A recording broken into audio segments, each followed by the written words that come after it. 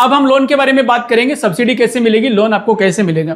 तो सबसे पहले आपको लोन अप्लाई करना होता है। आवेदन करने के बाद आपके लोन को चेक किया जाता है, आपका सिविल स्कोर चेक किया जाता है, आपका प्रोजेक्ट रिपोर्ट चेक की जाती है, आपकी एप्लीकेशन चेक की जाती है। अगर आपका सिविल स्कोर सही है, आप डिफॉल्टर नहीं है, प्रोजेक्ट आपका सही है, तो आपका लोन आगे प्रोसेस किया जाता है।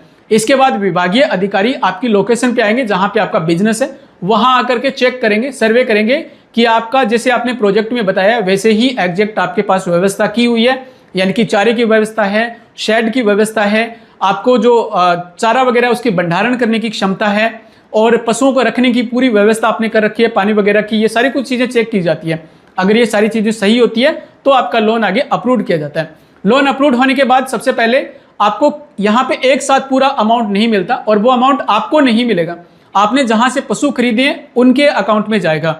यानी कि पशुपालन व्यवसाय के लिए जो जो मशीनें लगती है जहां से आपने खरीदी है उनके अकाउंट में वो पैसे जाते हैं, और वो भी आपके एक साथ नहीं जाते हैं। अगर आपका छोटा बिजनेस है तो एक साथ में आपको अमाउंट मिल सकता है, लेकिन अगर आप बड़ा बिजनेस कर रहे हैं, यानी कि 10 लाख रुपए तक का आप लोन ले रहे हैं, तो वहां पे आपको किस्तों में पैसे जाएंगे। यानी कि पहले आप पशु खरीद रहे हैं तो आपको पशुओं के लिए पेमेंट आएगी, और पशु खरीद लेने के बाद उनका आपको बीमा करवाना होता है, उनका मेडिकल करवाना होता है, पशु इंश्योरेंस वगैरह करवाना होगा। उसके बाद आपको 2 या 3 किस्त में आपको कंप्लीट पैसे है वो मिलते हैं। तो इस प्रकार से आपको पैसे मिलेंगे।